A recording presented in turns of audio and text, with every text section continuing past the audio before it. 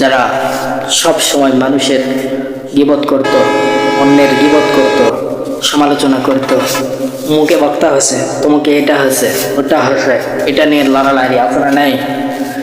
এই মানুষদের জন্য, যারা গীবত করে, এই গীবতকারীদের জন্য আল্লাহ রাব্বুল আলামিন 5টি আযাবের কথা বলেছেন। যারা সব সময় অন্যের সমালোচনা করে, অন্যকে নিয়ে ট্রল করে, এদের জন্য আল্লাহ রাব্বুল আলামিন 5টি আযাবের কথা বলেছেন। সম্মানিত হাজিরিন, রাসূল সাল্লাল্লাহু আলাইহি ওয়াসাল্লাম বলেছেন, মেরাজ গমনের সময় আমি এমন একদল লোকের পাশ দিয়ে অতিক্রম করলাম যাদের নখগুলো ছিল তামার, তারা সেগুলো দিয়ে নিজেদের মুখমণ্ডল আঁচড়াচ্ছিল। জিবরাইলকে বললাম, এ জিবরাইল, এইসব লোক কারা? জিবরাইল বললাম, এইসব লোক ওই লোকগুলো, তারা সব সময় মানুষের গীবত করত, মানুষের সমালোচনা করত। এরাই সেই সব লোক। দেখছেন, তারা এরকম দুনিয়াতে গীবত করত, সমালোচনা করত, মানুষকে নিয়ে ট্রল করত। এই ট্রল করার জন্য, কিছু সাময়িক সুখের জন্য, সাময়িক শান্তির জন্য, মনকে খুশি করার জন্য যে মানুষকে নিয়ে ট্রল করলেন, মানুষকে নিয়ে সমালোচনা করলেন, এটার কারণে, গীবত করার কারণে, সমালোচনা করার কারণে, ট্রল করার কারণে এইরকম নখগুলো বড় বড় হবে। এরকম তারা নিজেদের চেহারা নিজেরা এরকম আঁচড়াবে। রাসূল সাল্লাল্লাহু আলাইহি ওয়াসাল্লাম মেরাজ গমন করতে গেলেন, তখন দেখতে পেলেন যে এরকম তারা এরকম মানুষ, কিছু সংখ্যক একদল লোক এরকম আঁচড়াচ্ছে, মুখগুলো লোক তামার আঁচড়াচ্ছে। রাসূল সাল্লাল্লাহু আলাইহি ওয়াসাল্লাম জিবরাইলকে জিজ্ঞেস করলেন, জিবরাইল, এগুলো লোক কারা? বলতেছে, তারা দুনিয়ার জমিনে ট্রল করতো, মানুষের সমালোচনা করতো, মানুষকে নিয়ে গীবত করতো। আছে না নেই? এইসব লোক এরকম আযাব থাকবে। আসসালামু আলাইকুম ওয়া রাহমাতুল্লাহি ওয়া বারাকাতুহু। ইন্নাল হামদালিল্লাহ আলহামদুলিল্লাহি নাহমাদুহু ওয়া নাস্তাঈনুহু ওয়া নাস্তাগফিরুহু ওয়া নু'মিনু বিহি ওয়া নাতাওয়াক্কালু আলাইহি ওয়া নাউযু বিল্লাহি মিন শুরুরি আনফুসিনা ওয়া মিন সাইয়্যাতি আ'মালিনা। من يهدي الله فلا مضل له ومن يضلله فلا هادي له وأشهد أن لا إله إلا الله وحده لا شريك له وأشهد أن سيدنا وحبيبنا وطبيب قلوبنا محمدا الذي أرسله بالحق بشيرا ونذيرا وداعيا إلى الله بإذنه وسراجا منيرا. فقد قال الله سبحانه وتعالى في كلامه المجيد وفي فرقانه الحميد. জবান ছেড়ে দিয়ে আমার সাথে মহব্বতে পড়ুন, আউযু বিল্লাহি মিনাশ শাইতানির রাজিম। বিসমিল্লাহির রহমানির রহিম। রব্বানা আরিনাল লাযাইনি ইয়াদল্লানা মিনাল জিন্নি ওয়াল ইনস নাজআলহুমা তাহতা আকদামিনা লিয়াকুনা মিনাল আসফালিন। وقال الله سبحانه وتعالى إن الله وملائكته يصلون على النبي يا أيها الذين آمنوا صلوا عليه وسلموا تسليما اللهم صل على محمد وعلى آل محمد كما صليت على إبراهيم وعلى آل إبراهيم إنك حميد مجيد اللهم بارك على محمد وعلى آل محمد كما باركت على إبراهيم وعلى آل إبراهيم إنك حميد مجيد الحمد لله আল্লাহ রাব্বুল আলামিনের প্রতি কৃতজ্ঞতা জানাচ্ছি যে আল্লাহ রাব্বুল আলামিন সাইয়্যিদুল আইয়াম জুমার দিনে পবিত্র জুমার দিনে আল্লাহ রাব্বুল আলামিনের ঘরে আসার এবং বসার তৌফিক দান করছেন। সমস্ত কাজ থেকে ফারিক করে সমস্ত প্রয়োজনীয় গুরুত্বপূর্ণ কাজ থেকে ফারিক করে আল্লাহ কবুল করছেন আল্লাহর ঘরে। সকলে আমরা আসতে পারছি, সকলের দিল অন্তর স্তর থেকে সুন্দরভাবে আল্লাহর কালিমাতুশ শুকরিয়া আদায় করছি। আলহামদুলিল্লাহ। সম্মানিত আমার ভাইরা, আজকের যে টপিক নিয়ে আলোচনা করব, এই টপিকে থাকবে যারা সমালোচনা করে, মানুষের গীবত করে, মানুষকে ট্রল করে, মানুষের ইজ্জত নিয়ে সিনেমিনে খেলে মানুষের সম্মান হানি করে, এদের জন্য আল্লাহ রাব্বুল আলামিন 5টি আযাব রেখেছেন। সুন্দর মিষ্টি সুরে তুলে ধরবো ইনশাআল্লাহ। সম্মানিত আমার ভাইরা, আজকের বর্তমান প্রেক্ষাপট কেমন যাচ্ছে এটা একটু আলোচনা করি। এই যে আমার ফেসবুকে আমি আসার সময় দেখলাম যে আমাদের নওগাঁতে একটা মহিলা মাদ্রাসা থেকে একটা মেয়েকে নাকি এরকম নানার ভেষ ধরে এসে তাকে নিয়ে পালিয়ে চলে গেছে। আবার কিছুদিন আগে আবার দেখলাম তিলকপুরে এরকম মাদ্রাসার একটা মেয়েকে নাকি ধর্ষণ করেছে। এই যে কৃষ্টি কালচার যেটা হচ্ছে, এটা বন্ধ হবে কবে, কিভাবে হবে? এটা বন্ধ করার জন্য একটাই উপায় আছে, আইন। কিসের আইন? কোরআন দিয়ে যদি রাষ্ট্র চলত তাহলে বন্ধ হইতো, নারীরা বিপদের মুখ থেকে বিরত থাকতো। বিপদে পড়তেছে কেন?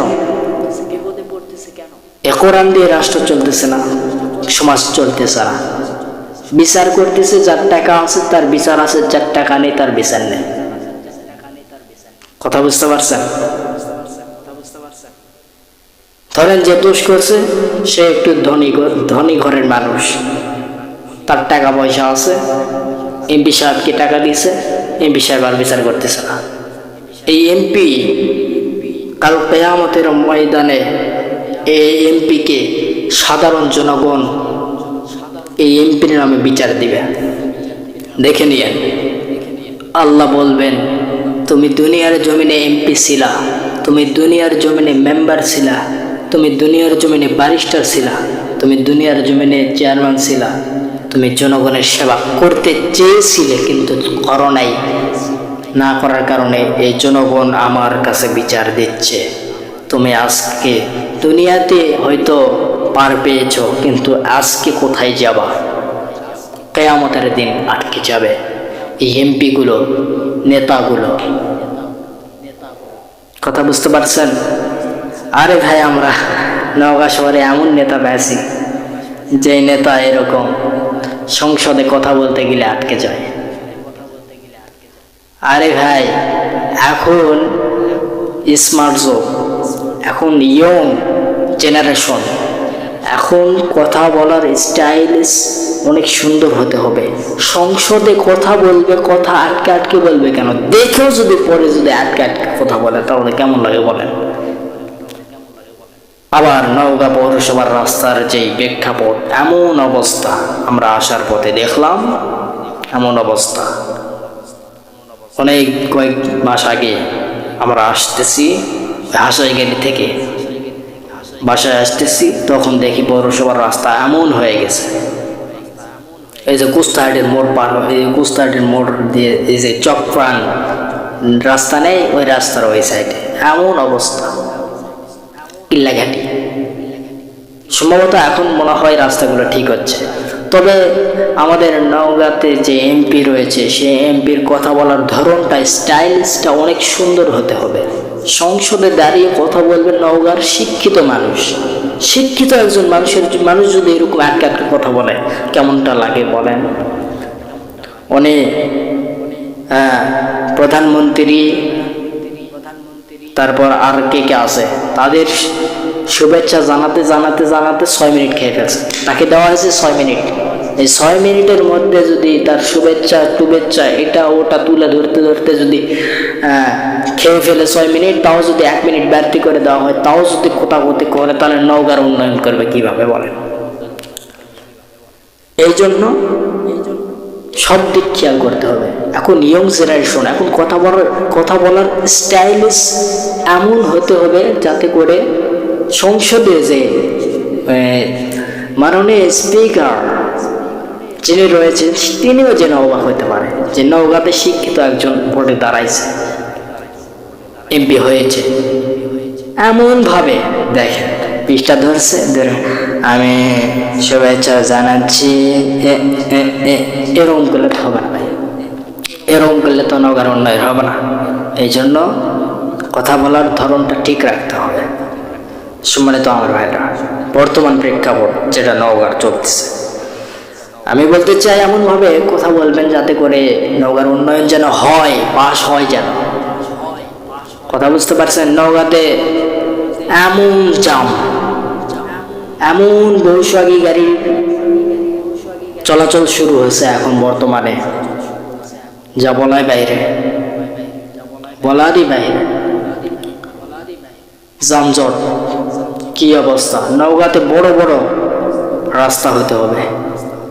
নওগাঁতে মিচ্ছে না এক রাস্তা দিয়ে, ওর মধ্যে বাস দিয়ে এপার দিয়ে সিএনজি যাচ্ছে, ওপার দিয়ে বউ রিক্সা যাচ্ছে। এটা আবার কি রকম? তাহলে সাধারণ জনগণ আবার সাইড দিয়ে হেঁটে হেঁটে এইভাবে চিপা চাপা দিয়ে যাচ্ছে, এটা আবার কি রকম? উন্নয়ন করবেন সেইভাবে করবেন। কথা বুঝতে পারছেন? সম্মানিত হাজিরিন, যারা মানুষের সমালোচনা করে, মানুষের গীবত করে, মানুষকে নির্ট্রল করে, এদের জন্য আল্লাহ রাব্বুল আলামিন 5টি আযাব রেখেছে। তো এই 5টি আযাবের কথা আমি পরে তুলে ধরব।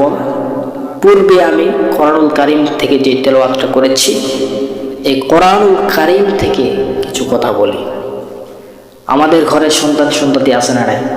এই সন্তান সন্ততি আল্লাহ রাব্বুল আলামিন আমাদেরকে দান করেছে, আমরা পেয়েছি, আমাদেরকে দান করেছেন, আমরা আমানত পেয়েছি। এই আমানত পেয়েছি, এটা একেবারে নিজের করে নিতে পারবেন না। এই সন্তান, এই বাড়ি, গাড়ি, অট্টালিকা, এগুলো সব আমানত। সন্তান সন্ততি এগুলো আমানত, কিন্তু সন্তানের কারণে আপনার জাহান্নামও হবে, আপনার জান্নাতও হবে। কথা বুঝতে পারছেন? এটা কিভাবে?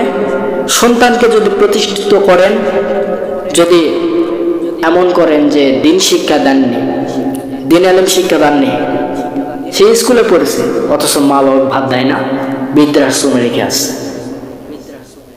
যদি আমি বলবো, যদি তার ভিতরে যদি কোরআন হাদিসের যদি ইলম থাকে, সে এইরকম কখনো পিতা মাতাকে বৃদ্ধাশ্রমে রাখবে না।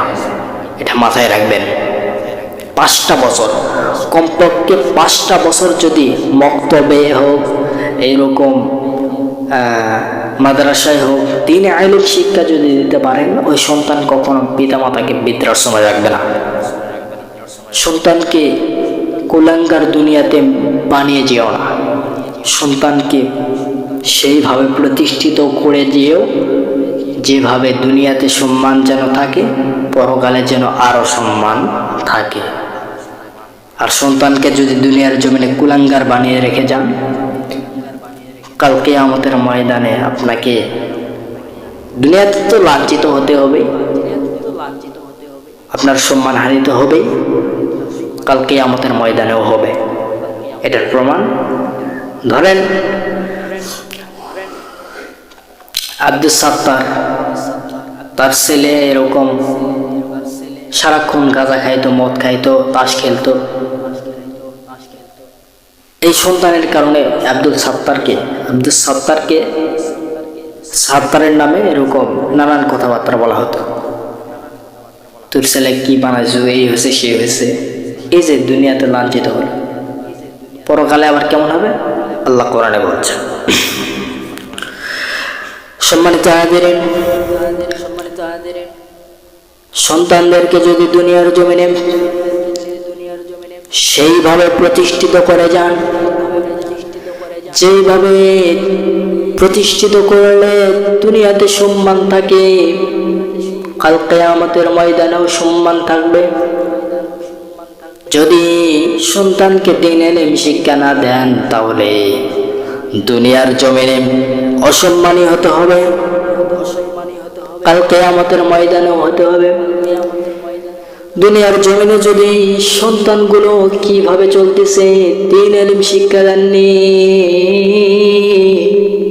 এই সন্তানগুলো দুনিয়ার জমিনে এইরকম পিতামাতার অসম্মানী করলো, সন্তানদেরকে একেবারে নিজের মনে করতে পারবেন না, সন্তানটা শুধু আমানত পাইছে।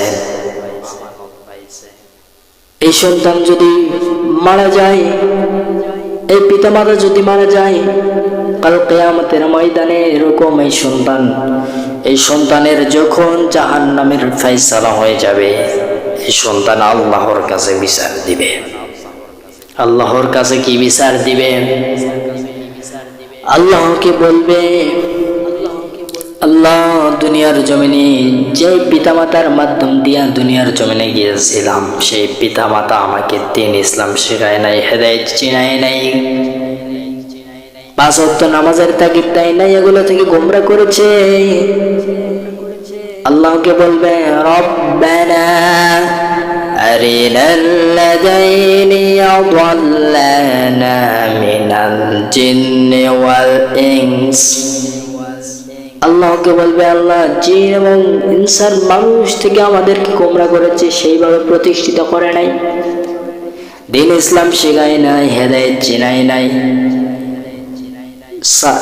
সালামের তাগিদ দেওয়ার শিখায় নাই, নামাজের তাগিদ দেয়নি, আমাদেরকে দ্বীন ইসলাম থেকে গোমরা করেছে। পিতামাতাদেরকে নিয়ে আসেন, এই পিতামাতার নামে বিচার দিলাম।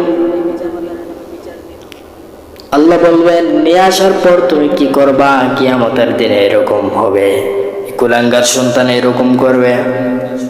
আল্লাহ রাব্বুল আলামিন বলবেন, নিয়ে আসার পর তুমি কি করবা? ওই কুলাঙ্গার সন্তান বলবে, তাহাতা কদামিনা লিয়াকুনা মিনাল আসফালিন। আল্লাহ পিতামাতার মাধ্যম দিয়ে দুনিয়ার জমিনে গেছিলাম, ওই পিতামাতা আমাদেরকে এগুলো শিখায় নাই, দ্বীন ইসলাম শিখায় নাই, এগুলো থেকে গোমরা করেছে। আমার যেহেতু জাহান্নামের ফয়সালা হয়েছে, আমি এই পিতামাতার বুকের উপর পাড়া দিয়া জাহান্নামে চলে যাব, নাউযুবিল্লাহ। এইরকম কুলাঙ্গার সন্তান যদি দুনিয়াতে যদি সেইভাবে রেখে যান, দুনিয়াতে লাঞ্ছিত হতে হবে, পরকালেও হতে হবে। এই সন্তানের কারণে আপনার জান্নাত, সন্তানের কারণে আপনার জাহান্নাম। এবার আসেন, সন্তানদেরকে প্রতিষ্ঠিত দ্বীন ইসলাম শিখিয়ে গেলে সেই সন্তানগুলি দুনিয়াতে পিতামাতার সম্মান বাড়াবে এবং পরকাল কিয়ামতের ময়দানে সম্মান আরো বাড়াবে। কিভাবে? ধরেন আব্দুল করিম ভাই বাড়িতে ভাত জোটে না, বাড়ি ঘর কুচ্ছিত, কিন্তু সন্তানকে দ্বীন ইসলাম শিখাইছে, সবুজ হুজুরের মাদ্রাসায় পড়াইছে, বশির হুজুরের মাদ্রাসায় পড়াইছে, এইরকম অন্যান্য মাদ্রাসায় পড়াইছে, কিন্তু তার বাড়িতে ভাত জুটত না।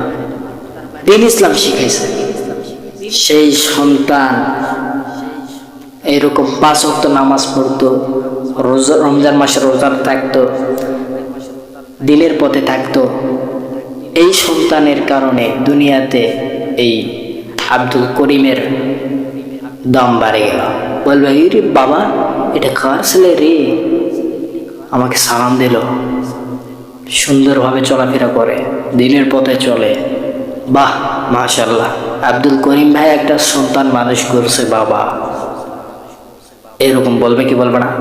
দুনিয়াতে তার মান বেড়ে গেল, সম্মান বেড়ে গেল, ইজ্জত বেড়ে গেল।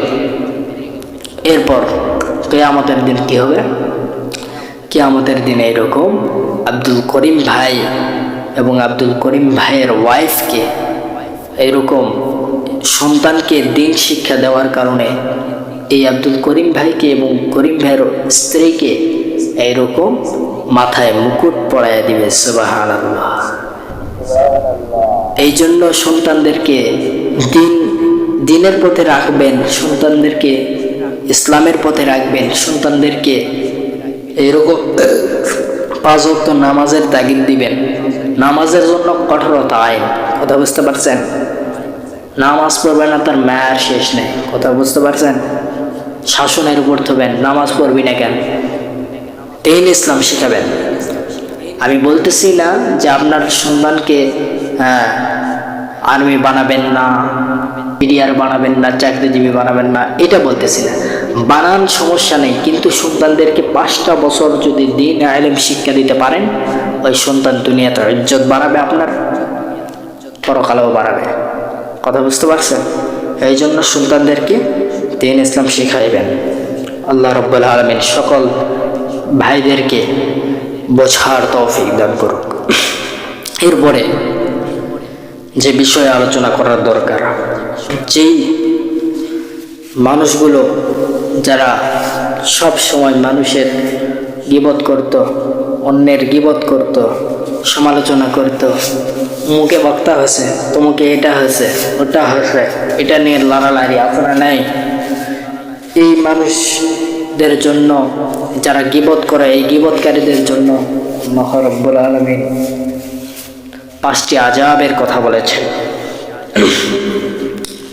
যারা সব সময় অন্যের সমালোচনা করে, অন্যকে নিয়ে ট্রল করে, এদের জন্য আল্লাহ রাব্বুল আলামিন 5টি আযাবের কথা বলেছেন।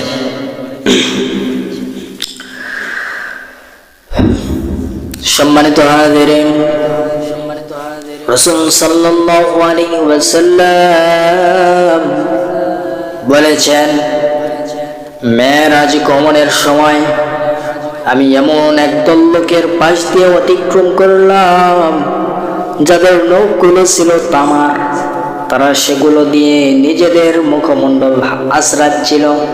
জিব্রাইলকে বললাম, এ জিব্রাইল, এইসব লোক কারা? জিব্রাইল বললাম, এইসব লোক ওই লোকগুলো, তারা সব সময় মানুষের গীবত করত, মানুষের সমালোচনা করত, এরাই সেই সব লোক। দেখছেন, তারা এরকম দুনিয়াতে গীবত করত, সমালোচনা করত, মানুষকে নিয়ে ট্রল করত। এই ট্রল করার জন্য, কিছু সাময়িক সুখের জন্য, সাময়িক শান্তির জন্য, মনকে খুশি করার জন্য যে মানুষকে নিয়ে ট্রল করলেন, মানুষকে নিয়ে সমালোচনা করলেন, এটার কারণে, গীবত করার কারণে, সমালোচনা করার কারণে, ট্রল করার কারণে এইরকম নখগুলো বড় বড় হবে, এরকম তারা নিজেদের চেহারা নিজেরা এরকম আশ্রাবে। রাসূল সাল্লাল্লাহু আলাইহি সাল্লাম মেরাজ গমন করতে গেলেন, তখন দেখতে পেলেন যে এরকম তারা এরকম মানুষ, কিছু সংখ্যক একদল লোক এরকম আশ্রাচ্ছে, মুখগুলো লোক তামার আশ্রাচ্ছে। রাসূল সাল্লাল্লাহু আলাইহি সাল্লাম জিব্রাইলকে জিজ্ঞেস করলেন, জিব্রাইল, এগুলো লোক কারা? বলতেছে, তারা দুনিয়ার জমিনে ট্রল করত, মানুষের সমালোচনা করত, মানুষকে নিয়ে গীবত করত। আছে না? এইসব লোক এরকম আযাব থাকবে। আহা, এই জন্য মানুষের গীবত করা যাবে না, মানুষের সমালোচনা করা যাবে না। দুনিয়ার জমিনে ওই মানুষগুলো বুদ্ধিমান যারা নিজেদের দোষ নিজেদেরকে নিয়ে ভাবে, নিজে কি করলাম সেটা ভাবে, মানুষে কে কি করলো দেখার কোনো বিষয় নাই, নিজে কি করলাম সেটাই দেখে। ওই ব্যক্তি বুদ্ধিমান যে নিজের দোষ খোঁজে, কিন্তু যে মানুষের সমালোচনা করে, মানুষকে নিয়ে ট্রল করে, এইসব লোক এইরকম নিজেদের লোক দিয়ে এরকম চেহারাগুলো আশ্রাবে। নাউযুবিল্লাহ। এই জন্য সমালোচনা করা যাবে না। দ্বিতীয় নম্বরে আসেন, দুর্গন্ধযুক্ত পুষ পান করানো হবে। যারা দুনিয়ার জমিনে গীবত করত, এই গীবতকারীদেরকে এরকম দুর্গন্ধযুক্ত পুষ পান করানো হবে। তারা পুষগুলো খাবে। গীবতকারীদের জাহান্নামের গ্রাসক নামক কূপের ভয়ঙ্কর দুর্গন্ধযুক্ত পুষ ও রক্ত পান করানো হবে, যা তাদের চামড়া ও মাংস গলিয়ে দিবে।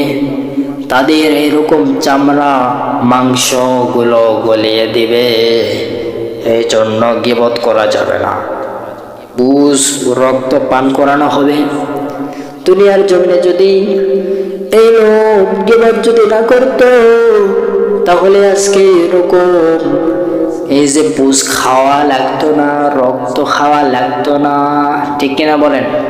এরকম আযাব তাদের হবে, দুর্গন্ধযুক্ত পুষ পান করানো হবে। গীবতকারীদের জাহান্নামের গ্রাসক নামক কূপের ভয়ঙ্কর দুর্গন্ধযুক্ত পুষ ও রক্ত পান করানো হবে, তা তাদের চামড়া ও মাংস এরকম গলিয়ে দিবে। নাউযুবিল্লাহ। সাবধান। 3 নম্বরে আসেন, লাশ ভক্ষণ। লাশ ভক্ষণ মানে কি? মৃত ভাইয়ের গোশত যারা খায়। কারা খায়? যারা গীবত করে, দুনিয়ার জমিনে মানুষকে নিয়ে ট্রল করেছে, মানুষের গীবত করেছে, এরা লাশ ভক্ষণ করে। এরা প্রকাশ্যে দেখতে পায় না। যখন গীবত করে তখন এটা প্রকাশ্যে দেখা যায় না, এটা পরে দেখতে পাবে। এটার শাস্তি কিরকম, গীবত করার ওজন কিরকম। লাশ ভক্ষণ, গীবত করার ভয়াবহ পরিণতি হিসেবে পরকালে তাদের মৃত ও পচা মাংস খেতে বাধ্য করা হবে।